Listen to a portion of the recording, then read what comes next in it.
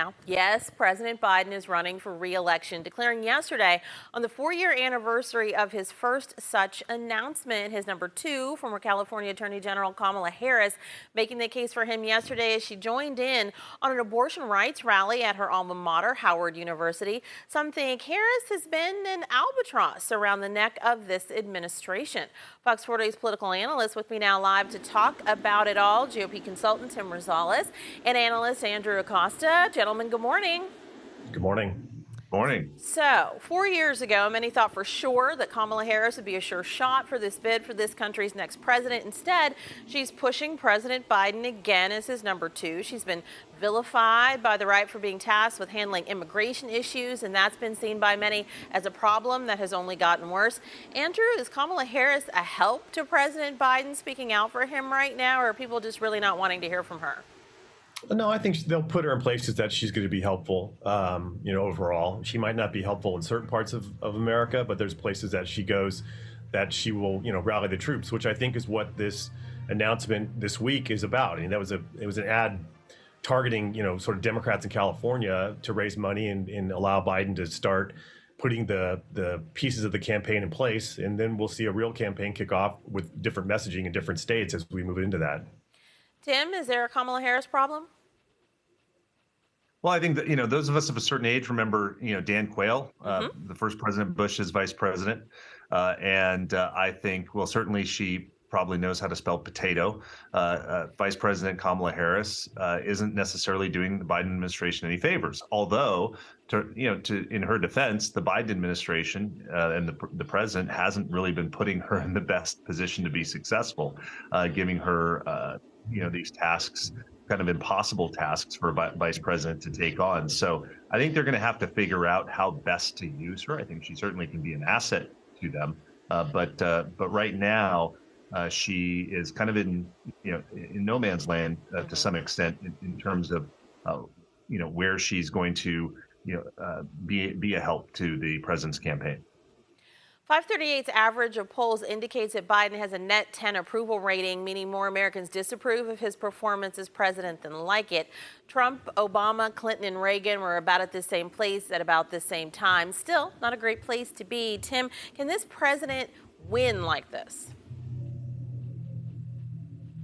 Well, I think he can. Certainly, we think about the fact that this is not a popularity contest. This is where you have to go through and win states. And President Biden, I think, still is a Democrat's best choice in certain states like Minnesota and Wisconsin and Michigan, and he gives them things that I think that they need in those states, and some advantages against a Republican. But certainly, we all know kind of the disadvantages President Biden has and the reasons why people have been critical. But going back to, again, the dynamics of a presidential campaign, it's not the popular vote, as we know. We have to go and we have to win states. And I think that the president puts them in a good position, or at least as good a position as any Democrat. Andrew, does the president, win like this? We've got Marianne Williamson and Robert F. Kennedy Jr. that have already jumped in here.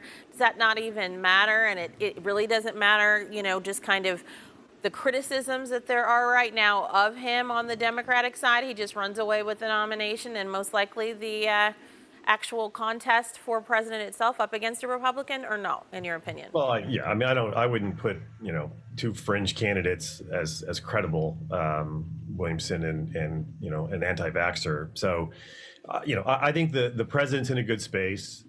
Watch what the Republicans are doing. There's infighting on the Trump, DeSantis, all this, let them just go get down in the mud and whack each other. And the president can just, keep doing stuff from the Oval Office and from the Rose Garden and highlighting his wins and his victories and, trying to get the country to move forward, which is, I think, his focus. And there's a whole bunch of people who want to move it backward on the Republican side, and they're just going to, give them enough ammunition to shoot themselves, and they'll have a circular firing squad in a month after this debt ceiling and abortion and, other issues like gun rights. Okay, you mentioned circular firing squad. Now, when it comes to the Republicans who are chasing those White House dreams, Trump, even with the indictment, even with the E. Jean Carroll rape trial that started with damning testimony yesterday, is he still the biggest threat, even in, what you're talking about the infighting, or is it Ron DeSantis, or who? Tim, who? Well, looking back at 2016, at this point in the presidential campaign, we were all saying Jeb Bush was going to be the odds-on favorite as a Republican, nominee, and we see what happened in that race. The months that we have ahead of us certainly are going to be.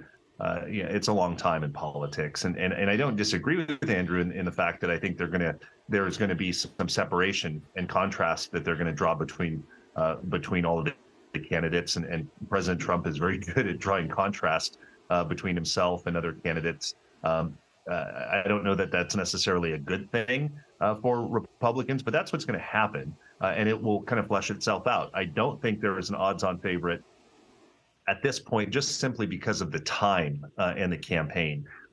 Right now, certainly President Trump and Ron DeSantis seems to be, kind of in the 1 and 2 slots, whichever, based on whichever poll that you subscribe to. But again, going back to, we've got a long time for this campaign, and I think a lot can change.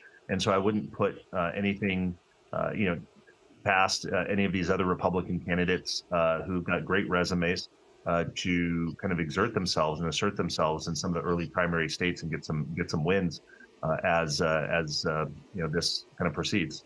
All right, gentlemen, we are almost out of time, so looking for kind of a one-word answer. What issue is the biggest nemesis for Biden from this day forward as he goes through this whole re-election process? Andrew? I mean, his age. That's the thing that everyone focuses on. And, he'll have to fight that as best he can, but it's going to be out there. I mean, it's definitely out there with, you talk to family friends, but they look and say, who else is there? And they can't think of anybody. So, he's in pole position, but he does have some problems. Okay. Tim, what's the one issue that's the big nemesis? I think it's going to be energy is going to be the big nemesis for President Biden. Everybody knows the age issue. I don't disagree with Andrew on that, but I think energy is the hard issue that's going to be a problem for the president moving forward. All righty, and of course we'll be talking about his age, the perception of it, and energy, and immigration, and all the other topics with you all. We'll definitely have you back. Thank you so much. Thank you. Thank you.